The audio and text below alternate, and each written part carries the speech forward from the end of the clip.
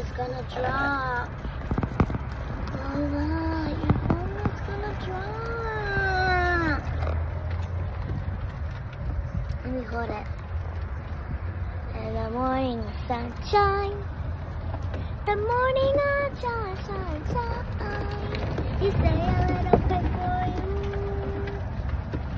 The moment I wake up. Show the view. And then I put on my makeup. And you say a little bit for you. Okay, turn it up. He just keep on begging me to go to the splash pad. So I drive the golf cart to go to the splash pad so she can play. The morning sunshine. You say a little bit for you.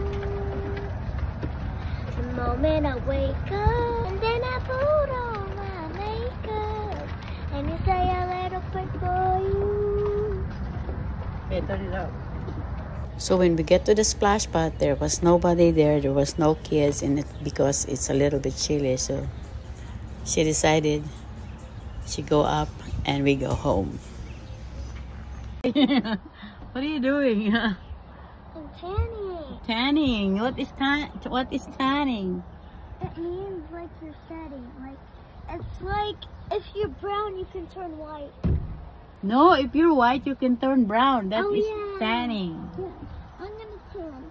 I'm gonna tan. I'm already tan. You're the one that only tan I see. Huh? You're the only one that.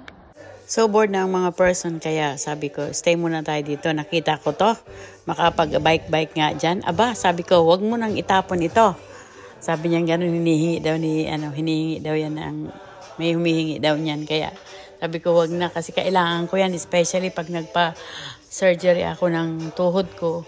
Kailangan ko talaga yan. O, habang yung anak ko naman naglalagay ng light sa golf cart. Kasi dito kailangan ang golf cart meron light na eh. So, ayan nga. Naka 30 minutes din ako. O, diba?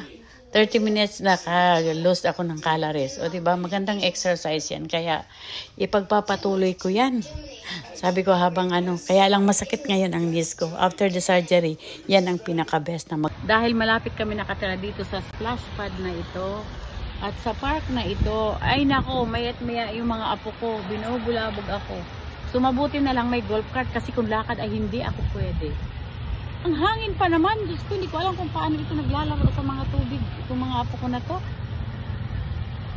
Sabi nung daddy nila sa Sunday na, kaso Friday ngayon may work pa sila.